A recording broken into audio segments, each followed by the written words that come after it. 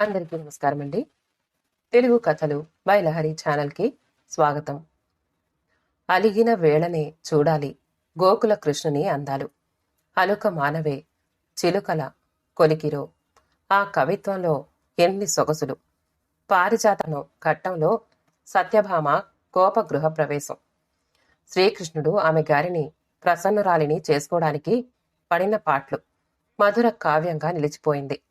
కోపం అలక స్త్రీకి పెట్టని ఆభరణం. ఆ అలకను పోగొట్టి ఆ కోపాన్ని తాపాన్ని లాలించి చల్లార్చి స్త్రీని వశపరుచుకోవడం పురుషునిలోని విశిష్ట లక్షణం. భార్య అలిగిందో లేదో తెలుసుకోలేని పురుష పుంగువులు. నిద్రపోతున్న భర్త వైపు చూసింది పావని. ఈ లోకంతో తనకేమి సంబంధం లేనట్లు ప్రశాంతంగా నిద్రపోతున్నాడు శేఖర్. చిన్నగా నిట్టూర్చింది పావని. ఉదయం జరిగిన పోట్లాట అతనికి గుర్తులేనట్లుంది. తను అలిగినా అతనికి చీమ కుట్టినట్లయినా లేదు. అతను తనతో పోట్లాడినందుకు తను బాధపడదు. కాని మగువ మనసు తెలుసుకుని రంజింపచేయలేని భర్తను ఏమనాలి? ఆడవాళ్లు ఎంత అల్ప సంతోషులో. భర్త అందంగా ఉన్నావు అని పొగిడితే చాలు తబ్బిబ్బవుతారు. అలిగినా కోపగించినా కాస్త బ్రతిమాలితే చాలు కరిగిపోతారు. కాని ఈ శేఖర్ గారు ఏ కోవకు చెందిన మనిషి? ఏ చీర కట్టుకున్నా అందంగా ఉన్నావని పొగడరు. అలిగినా బాధపడినా ఎందుకలా ఉన్నావు అని కూడా అడగరు. కోపం బాధ అన్నీ తనే అనుభవించాలి. ఎంత ఆడదైనా తను మనిషే కదా. నిద్ర రాని ఒంటరి రాత్రిలో తన మనసు తెలుసుకుని ఎందుకు ఇంకా నిద్రపోలేదు అని మృదువుగా అడిగే తోడుంటే అలాంటి భర్తలు ఉన్నారా? చలం మైదానం గుర్తుకొచ్చింది. తన పిచ్చిగాని ఆడవాళ్ల మనసు గురించి లోతుగా ఆలోచించే తీరిక ఈ దేశంలో ఎంతమంది మగవాళ్లకు ఉంటుంది? అసహనంగా పక్క మీద కదిలింది పావని. పావని చిన్నప్పటినుంచి పావుకురాలు. ప్రతి చిన్న సంఘటనకు తీవ్రంగా చలించిపోతూ బోలెడన్ని ఊహలు అల్లుకుంటుంది. పుత్తడి బొమ్మలాంటి పావని కాలేజీ రోజుల్లో అందరికీ డ్రీమ్ గర్ల్ అయ్యింది. అలిగినప్పుడు పావని ఎంత అందంగా ఉంటుందో. కోపంలో పావని మొహం ఎర్ర మందారంలా మారిపోతుంది. దాని మొగుడు దానితో ఎప్పుడూ పోట్లాడి కోపం తెప్పిస్తూ అమ్మాయి గారి అందాలను చూడాలని తహతహలాడిపోతాడే అని ఫ్రెండ్స్ అందరూ ఆట పట్టించేవాళ్లు. తన అందాన్ని చూసి తనను ఆట పట్టిస్తూ కవ్విస్తూ నవ్వించే భర్త దొరుకుతాడని కన్నెకు సహజమైన కలలు ఎన్నో ఊహించుకుంది. తమ క్లాసులో ఒక బెంగాలీ అమ్మాయి చదివేది. ఆ అమ్మాయికి తెలుగు రాదు, హిందీలోనే. పావని, తుమ్ గుస్సే మే బహుత్ అచ్చీ లగ్తీ హో అని కాంప్లిమెంట్ పారేసింది. ఇక మగవాళ్లు చెప్పనవసరం లేదు. కో ఎడ్యుకేషన్ కాబట్టి తన వైపు దొంగ చూపులు చూసేవాళ్లు. అందరిలో జాన్ ఎక్కువగా చూసేవాడు. జాన్ జాన్ గుర్తుకు రాగానే అంత వయసులోనూ అదో పులకింత. జాన్ అన్య మతస్థుడైనా తనంటే ఎంతో ఆరాధన. చామన ఛాయ అయినా సన్నగా పొడుగ్గా చార్మింగ్గా ఉండేవాడు. తనకు ఎదురుగా అబ్బాయిల వరుసలో కూర్చునేవాడు. అంటే తను వెనక నుంచి అతనికి బాగా కనిపించేదన్న మాట. ఎప్పుడు తన వైపు చూసేవాడు. తనకు కోపం వచ్చేది. తాను కోపగించుకునే కొలది మరీ మరీ చూసేవాడు. అతని ఆరాధన గుర్తించినట్లే ఉండిపోయింది. ఫైనల్ ఎగ్జామ్స్ రాసి వస్తూ ఉండగా మామిడి చెట్టు కింద అదే పనిగా నిలుచున్న జాన్ పావని అంటూ పిలిచాడు. ఏం జాన్ అంది. పావని, డిగ్రీ అయిపోయింది. ఇక మనం మళ్ళీ కలుసుకోకపోవచ్చు. నువ్వంటే నాకు చాలా ఇష్టం పావని. అది తెలుస్తూనే ఉంది జాన్. అంతేకాని నువ్వు అలిగితే మామూలు కంటే ఎంత అందంగా ఉంటావో తెలుసా? ఎర్రబడిపోయే నీ బుగ్గలు, కోపంతో అదిరే నీ పెదవులు. ఓ, కవులు అలకలో స్త్రీకి ఏ లక్షణాలు ఆపాదిస్తారో అవన్నీ నీకు వర్తిస్తాయి. తన ఊహతో సత్యభామను వర్ణించిన నంది తిమ్మన నిన్ను చూస్తే ఇంకెంత మంచి కవిత్వం రాసి ఉండేవాడో. అలక లేకపోతే పావని లేదు. అందుకే నీ అలకను నిన్ను ప్రేమిస్తున్నాను. రాలైపోయింది. మామూలుగా కనబడే జాన్లో ఈ కవితావేశం ఆ వయసులో అందరూ ఆడపిల్లలకు కలిగే సహజమైన జలధరింపు. ఎదలోయలో ఏవో పులకింతలు. ఒక పురుషుడు ఇంతగా ఆరాధిస్తున్నాడంటే చలించకుండా ఏ స్త్రీ ఉండగలదు? చెప్పు పావని, నేనంటే నీకు ఇష్టం లేదా? నీకిష్టమైతే ఈ లోకాన్ని సమాజాన్ని నేను కేర్ చేయను. ఎలాగో ఒకలా మనం బ్రతకలేకపోము. వయసు వేడి అది. అతను అంత ఎమోషనల్గా అడిగిన పావనిలో విచక్షణ మేల్కొంది. తను తల్లిదండ్రులకు ఏకైక పుత్రిక. వారి ప్రాణాలన్నీ తన మీదే. తాను జాన్ని పెళ్లి చేసుకుంటే వాళ్ళు భరించలేరు. సారీ జాన్, నీ మీద నాకు అలాంటి అభిప్రాయం లేదు. మనం మంచి ఫ్రెండ్స్గా విడిపోదాం అంది. అంతే. తర్వాత తను జాన్ని నిజంగానే కలవలేదు. చాలా రోజుల వరకు జాన్ ఆరాధన, అతను తనను చూడటం, తన అలకను వర్ణించిన తీరు అవన్నీ గుర్తుకొచ్చేవి. జాన్ను కాదని పొరపాటు చేశానా అని అనుకునేది. తర్వాత అన్ని హంగులు ఉన్న రాజశేఖర్తో వివాహం జరిగిపోయింది. అందం, డబ్బు ఉన్న శేఖర్ని చూసి హీరోలా ఊహించుకుంది. శేఖర్ చెడ్డవాడు కాదు, కానీ అతి మంచివాడు. ప్రతి విషయానికి తను ఎంత ఎమోషనల్గా ఫీల్ అవుతుందో, అతను ఎంత కామ్గా ఉంటాడు. ఏ ఫీలింగ్స్ వ్యక్తం చెయ్యని అతనంటే క్రమంగా పావనిలో చిరాకు చోటు చేసుకుంది. ఇలాంటి జడ పదార్థాన్ని కట్టుకున్నానేమిటి? కోపంలో, అలకలో తాను ఎంతో అందంగా ఉంటుంది అని అందరిలో ప్రసిద్ధి చెందిన అలక అతన్ని ఏమాత్రం కదల్చలేకపోయిందా? నువ్వంటే నాకిష్టం, ఐ లవ్ యూ డియర్ అని ఒక్కసారి కూడా అనడు. తను కోపం వచ్చి రాత్రిపూట దూరంగా పడుకున్నా దగ్గరకొచ్చి బ్రతిమాలడు. తను దూరంగానే పడుకుంటాడు. కథల్లో, కావ్యాల్లో రాసేవన్నీ కల్పనలా. అలాగే 5 ఏళ్లు గడిచిపోయాయి. పిల్లలు కూడా పుట్టలేదు. కాబట్టి లైఫ్ మరీ బోర్ కొడుతోంది.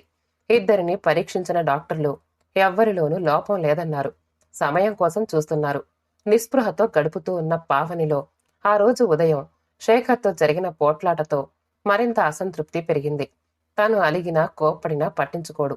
ఇది వరస. ఎంత బాగా నిద్రపోతున్నాడో చూడు. చచ్చా, ఇలాంటి మొద్దు స్వరూపంతో కాపురం ఎలా చేయాలి? జాన్ లాంటి మగవాళ్లతో అయితే ఆ సంసారం ఒక ప్రబంధ కావ్యంలా సాగిపోయేదేమో. తను అలిగితే తన అందాన్ని ఎన్ని రకాలుగా వర్ణించి తనను ప్రాధేయపడేవాడు. జాన్ని కాదని తను పొరపాటు చేసిందా? చాలా ఏళ్ల తర్వాత శేఖర్ ద్వారా కలిగిన అసంతృప్తి వల్ల జాన్ని తలుచుకుంటూ ఎప్పటికో నిద్రపోయింది పావని. కాలింగ్ బెల్ చప్పుడికి నవల చదువుకుంటున్న పావని ఈ సమయంలో ఎవరబ్బా అనుకుంటూ వెళ్లి తలుపు తీసింది. అదేమిటే పావని, నన్ను గుర్తుపట్టలేదా? నేను నిర్మలను. నిర్మల? నిమ్మి? ఓ, ఎన్ని రోజులకు! రావే రా. సంతోషంతో కౌగిలించుకున్నంత పని చేస్తూ లోపలికి ఆహ్వానించింది. నిర్మల, పావని, వసంత ముగ్గురు క్లాస్మేట్స్ మాత్రమే కాదు, ప్రాణ స్నేహితురాళ్ళు కూడా. ఇళ్ల వైవాహిక జీవితంలో 2 పిల్లలతో నిర్మల బాగా లావెక్కిపోయింది. అందుకే పావని వెంటనే గుర్తుపట్టలేకపోయింది. సోఫాలో సర్దుకుని కూర్చుంటూ హాల్ అంతా కలియజూసింది నిర్మల. టీవీ, వీసీఆర్ అన్ని మోడర్న్ ఎక్విప్మెంట్స్తో ఉన్న ఇంటిని చూస్తూ మీ ఆయన బాగా సంపాదిస్తున్నాడల్లే ఉంది అంది నిర్మల. మా ఆయన క్వాలిఫికేషన్ అదే కదా. ఇన్నేళ్లకు కలిశాము. ఏవైనా కబుర్లు చెప్పు. హైదరాబాద్కి ఎప్పుడొచ్చావు? ఏమిటి విశేషాలు? నేను, మా ఆయన, ఆయన కొలీగ్స్ 2 ఎల్టీసీ మీద వచ్చాం. అందరం పిల్లల్ని ఇళ్ల దగ్గర వదిలేసి జంటలుగా వచ్చాం. ఎంజాయ్ చెయ్యాలని హోటల్ సిద్ధార్థలో ఉన్నాం. పావని, ఈ ఆదివారం జులాజికల్ పార్క్కి వెళ్తున్నాం. నువ్వు మీ ఆయన కూడా రండి. తిరిగి పాత ఫ్రెండ్స్ సరదాగా గడిపినట్లు ఉంటుంది అంది నిర్మల. చూద్దాంలే అంటూ కాలేజీ విషయాలు ఎత్తింది. ఇద్దరి మధ్య ఎన్నో విషయాలు దొర్లిపోయాయి. మళ్లీ పాత రోజులు గుర్తుకొచ్చాయి. నిర్మలను బలవంతం చేసి భోజనానికి ఉంచేసింది. మాటల మధ్యలో, పావని, నేనేమో బస్తాలా తయారయ్యాను. నువ్వు ఇంకా అలాగే కాలేజ్ గర్ల్ లానే ఉన్నావు. ఆదివారం తప్పక రండే. అందరం సరదాగా ఎంజాయ్ చేద్దాం ఫోన్ చేస్తూ ఉండగా అంది. ఆదివారం కదా, ఆలోచిద్దాం. అన్నట్టు మర్చిపోయాను, నీకు జాన్ గుర్తున్నాడు కదూ? అతను, అతని మిస్సెస్ ఏదో పని మీద హైదరాబాద్ వచ్చారట. మేము ఉన్న హోటల్లోనే దిగారు. ఆదివారం పార్క్కి వాళ్లను పిలిచాం. వస్తున్నారు. ఒకప్పుడు జాన్ కాలేజీలో నీ ఆరాధకుడు కదవోయ్. జాన్ ప్రసక్తి రాగానే పావని గుండె వేగంగా కొట్టుకుంది. ఎప్పటి జాన్? తన అలకను, కోపాన్ని పిచ్చిగా ఆరాధించిన జాన్. తన అలకలో కవిత్వపు అందాలు వెతుక్కుని తనను కావ్య కన్యలతో పోల్చిన జాన్ వచ్చాడా? స్వచ్ఛమైన పిల్ల తెమ్మెరలాంటి రోజులను గుర్తు చేయడానికి ఓ అలలా జాన్ వచ్చాడా? ఆ జాన్ గుర్తులేకేమిటి, గుర్తున్నాడు. అయినా అప్పటి రోజులే వేరు. అందుకే పావని, రొటీన్ లైఫ్ నుంచే బయటపడాలనే ఈ ప్రోగ్రాం పెట్టుకున్నాం. ఆదివారం తప్పక రావాలి అంటూ హోటల్ ఫోన్ నెంబర్ ఇచ్చి మరీ రమ్మని చెప్పి వెళ్ళింది నిర్మల. ఆదివారం వరకు ఏదో టెన్షన్, జాన్ని చూడాలనే ఆరాటం. ఆదివారం పార్క్కి వెళ్లాలని శేఖర్కి చెప్పింది పావని. ఎన్ని పనులున్నా ఆదివారం మాత్రం ఏ పనులు అతడు పెట్టుకోడు. అతనికి రెస్ట్ డే ఆ రోజు. వారమంతా కష్టపడి ఆ రోజు ఫ్రీగా ఇంట్లోనే ఉంటాడు. అలాంటిది పావని అడగగానే, సారీ పావని, ఆ రోజు ముఖ్యమైన బిజినెస్ డీలింగ్ ఉంది. ఇంట్లోనే పేపర్స్ మీద సంతకాలు చెయ్యాలి. నా కోసం నీ ఓల్డ్ ఫ్రెండ్స్ను కలిసే ఛాన్సు పోగొట్టుకోవద్దు. నువ్వు వెళ్ళిరా. నా పని అవ్వగానే నేను రెస్ట్ తీసుకుంటూ ఇంట్లోనే ఉంటాను. ఎలాగూ సాయంత్రానికి వచ్చేస్తావు కదా అన్నాడు. అలా అంటున్న అతన్ని నిరసనగా చూస్తూ, నీలాంటి మొద్దు స్వరూపం ఇలా కాక ఇంకెలా చెప్తుంది? అదే జాన్ అయితే అనుకుంది. ఆదివారం త్వరగా నిద్రలేచి పులిహోర, వడలు, చిప్స్ చేసింది. సమోసాలు బజారు నుంచి తెప్పించి అవన్నీ బుట్టలో సర్దుకుంది. తలస్నానం చేసిన జుట్టుని చాలా రోజుల తర్వాత స్టైల్గా బ్రష్ చేసుకుంది. బీరువా అంతా కిలికి షిఫాన్ సిల్క్ చీరలు వేసవిలో చాలా వేడి అనుకుని కుంకుమ రంగు వెంకటగిరి చీర తీసింది. ఆ చీర 1000 రూపాయలు. జరీ అంతా చీర కొంగుకి బార్డర్కి ముద్దలా వచ్చింది. ఆ చీర అంటే పావనికి చాలా ఇష్టం. ఆ చీరకు మ్యాచింగ్గా జడలో ఎర్ర గులాబీ. 30 ఏళ్లు దాటుతున్నా అద్దంలో తన రూపం తనకే అందంగా కనిపించింది. వెళతాను అని చెప్తున్న పావని వైపు ఆశ్చర్యంగా చూశాడు శేఖర్. రోజు కంటే అందంగా, ఉత్సాహంగా, ముఖ్యంగా ఆ కళ్లల్లో మెరుపులు. కాలేజీ పిల్లల చిన్నగా కనిపిస్తోంది.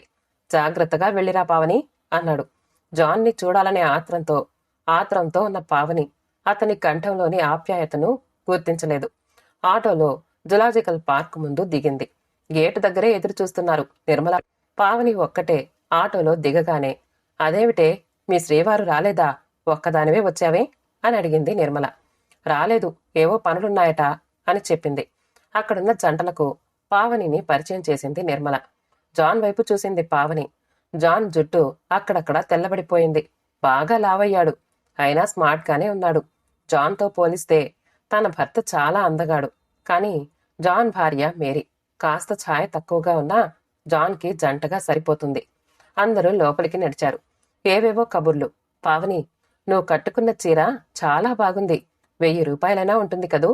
అంత డబ్బు మేము ఒక్క చీరకు పెట్టలేము అంది నిర్మల. నిర్మల భర్త కొలీగ్ భార్య, మా పక్కింటావిడ, 2000లో కొనుక్కుందండి. అచ్చం సినిమాలో లాంటి చీరే, చాలా బాగుంది అంది. తర్వాత నగలు, ఎవరెవరు ఎంత కట్నం ఇచ్చారు, ఎంత సామానిచ్చారు, టీవీ, ఫ్రిడ్జ్ ఇచ్చారా లేదా. ఆ సంభాషణ వింటూ ఉంటే మతి పోతోంది పావనికి.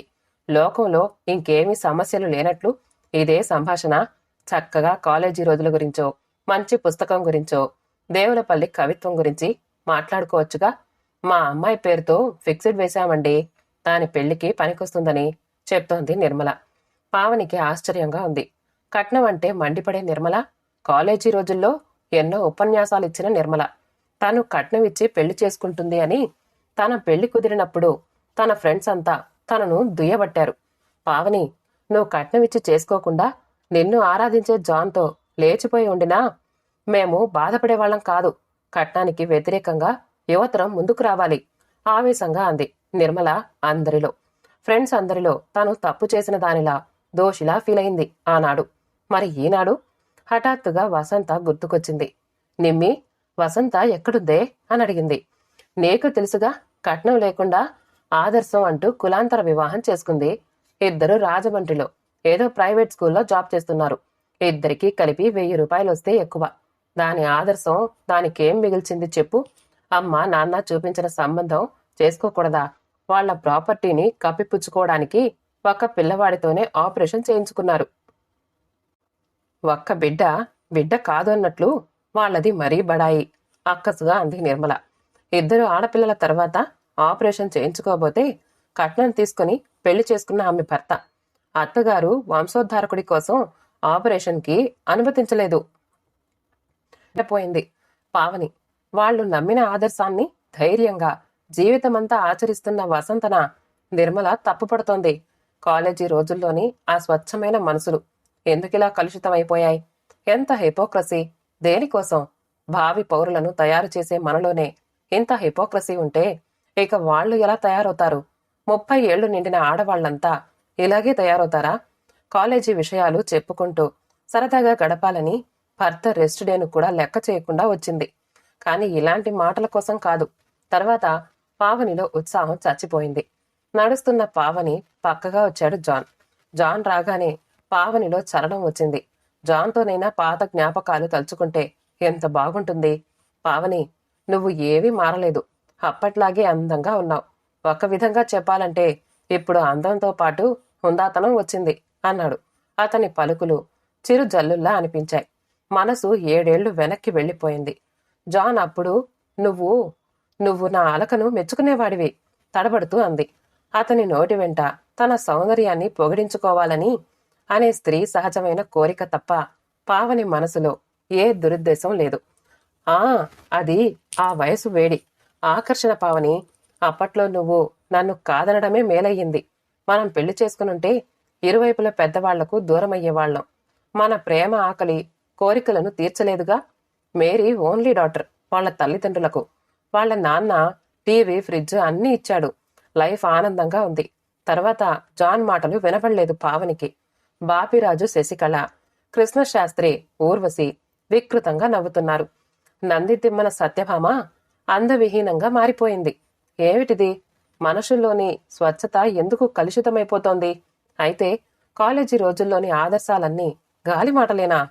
జాన్ ప్రేమ అతని మాటలు నిజమనుకుని తను అతనితో వెళ్లిపోయి ఉంటే ఒళ్ళు జలధరించింది.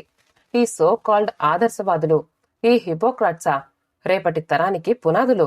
అశాంతితో హృదయం తల్లడిల్లిపోయింది. సాయంత్రం వరకు ఎలాగో గడిపి ఇంటికొచ్చిన పావనికి తన భర్త అందరికంటే మంచివాడుగా కనిపించాడు. పావనిని చూడగానే, బాగా అలసిపోయి వస్తావని టీ చేసి ఉంచాను పావని అంటూ ఫ్లాస్క్లో నుంచి టీ వంపి ఇచ్చాడు. టీ తాగుతూ కాస్త స్థిమితపడింది.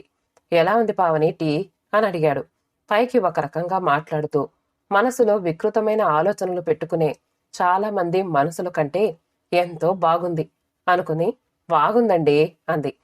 టీ తాగుతూ ఉండగా పావని కూర్చున్న సోఫా దగ్గరగా వచ్చి, పావని, నువ్వు ఇంట్లో ఉంటే నీ విలువ తెలియలేదు.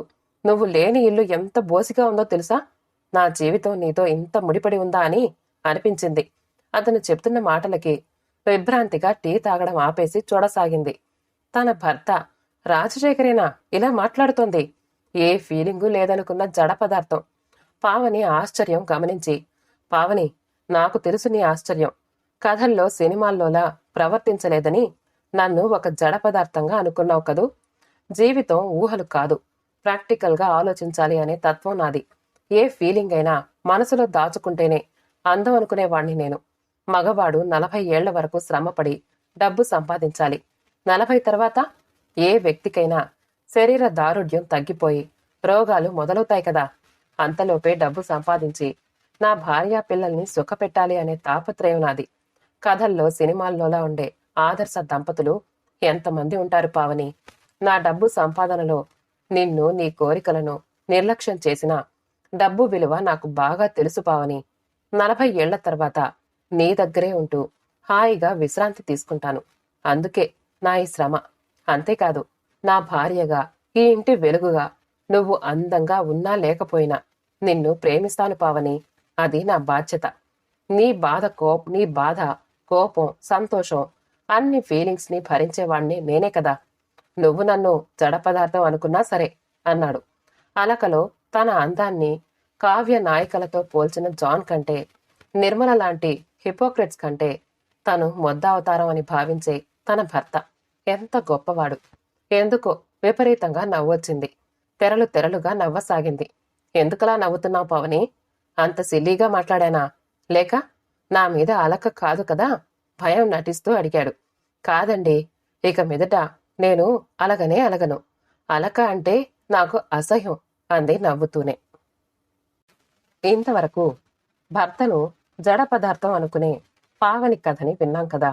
ఇప్పుడు భర్తకు అసలు తన మీద ప్రేమే లేదని అపార్థం చేసుకున్న రాధారాణి కథను విందామా? ఈరోజు తన పుట్టినరోజు. ఆ విషయం భోజనం వడ్డిస్తూ అతనితో అంది రాధారాణి. ఓహో అలాగా అన్నాడతను. తన ఉత్సాహం ఒక్కసారిగా నీరు కారిపోయింది. అతను ఎంతో వింతగా కనిపిస్తాడు తనకు. అతన్ని అర్థం చేసుకోలేదు తను. తన పుట్టినరోజు పండగలా చేసుకోవటం అలవాటు తనకు. ఈ రోజు సినిమాకి వెళదామని, కొత్త చీర కొనుక్కోమని ఎన్నో అంటాడని ఆశించింది తను. కాని భోజనం చేసి వెళ్లిపోయాడు అతను. తన మనసు ఒక్కసారి చిన్నబోయింది. అతనికి ఇష్టం లేదులా ఉంది. అతనికి ఇష్టం లేని సరదాలు తనకెందుకు? సరదాకి ఒక్క మాట అంటే తనకెంత గర్వంగా సంతోషంగా ఉండేది. మాటలు రాని వాడు కాదు కదా. ఇంతకీ అతనికి తన మీద ప్రేమ లేదు, అంతే. పోస్ట్ మ్యాన్ పడేసిన కవరులో గ్రీటింగ్ కార్డు పలకరించింది. అన్నయ్య మర్చిపోలేదు ఈరోజు. అన్నయ్య పెట్టిన నీలిరంగు జరీ చీర పెట్టెలోనే ఉంది. తాను ఈరోజు ఎందుకు ఆ కొత్త చీర కట్టడం మానేయాలి? కాని ఆ చీర అతనికిష్టమనేగా కొన్నది. ఈరోజు ఆ చీర కడితే ఆనందించి అభినందించే వ్యక్తి ఏడి? తన భర్తకు తన మీద ప్రేమ లేదు. ప్రేమ ఎరుగని జీవితంలో కూడా ఈ పెరుగుదల దేనికి? రాధారాణి చాలా నిరాశగా నిస్పృహగా ఆ గ్రీటింగ్ కార్డు బల్ల మీద ఉంచి లేచింది. అద్దం ముందు కూర్చుంది. ఆమె తన అన్నను వదినను చూసింది. వాళ్ల అనురాగాన్ని అన్యోన్యతను చూసి మురిసిపోయింది. ఇలా చాలాసేపు ఆలోచించాక మెరుపులాంటి ఆలోచన కలిగిందామెకు. నిజానికి అతని స్వభావమే ఇదేమో. ఇంట్లో కావలసినవన్నీ చూస్తున్నాడు. తను చేసినవన్నీ తింటున్నాడు. తనను ఏనాడు కొట్టలేదు, తిట్టలేదు. తనే పొరపాటు పడుతున్నదేమో. తన మేలేదని ఎందుకనుకోవాలి? సముద్రపు ఆటుపోటులా ఉంది ఆమె మనసు. భార్యను ప్రేమించలేకపోవటం స్వభావం ఎట్లాగా? నిజంగానే అతనికి ప్రేమ లేదు. ఆ రోజు అన్నయ్య ఇంటికి వెళ్ళినప్పుడు నువ్వు లేకపోతే ఇల్లు చిన్నబోయింది, రమ్మని వ్రాస్తాడు అనుకుంది. నువ్వు లేకపోతే బ్రతకలేను అనే వ్యక్తి కావాలని ఆమె కోరిక. ఆ కోరిక తీరనే లేదు. చివరకు తనే వచ్చేసింది. అలాంటి ఉత్తరం అతని దగ్గర్నుంచి రాదని తెలిసి. ఈ విధంగా ఆమె ఆలోచనలు విపరీతంగా పెడత్రోవలు తొక్కి వెర్రితరలు వేశాయి. ఆమె ఆవేశం కట్టలు తెంచుకుంది. తన బాధ ఒకరితో పంచుకుంటే కాని తనకు శాంతి ఉండదు. నా ఆవేదన ఎందుకు దాచుకోవాలి? శారద నా ప్రాణ స్నేహితురాలు. ఉత్తరం పూర్తయింది. హృదయంలో ప్రతి ఒక్క భావం, ఆవేశం ఉత్తరంలో రూపం దాల్చి పరవళ్లు తొక్కింది. అతనికి నేనంటే ప్రేమ లేదు. అతను నాకర్థం కాడు. నా ఆశలు ఆశయాలు అన్నీ చంపుకుని ఇలా అసంతృప్తితో ఎంతకాలం బ్రతకటం? ఈ జీవితం ఇలాగే మరుగున పడి మగ్గిపోతోంది. ఓ రోజు నువ్వే వింటావు, నీ స్నేహితురాలు ఆత్మహత్య చేసుకుందని. ఈ ధోరణిలో జరిగింది ఉత్తరం ముందుకి. గడియారం అతను వచ్చే వేళను చెప్పింది.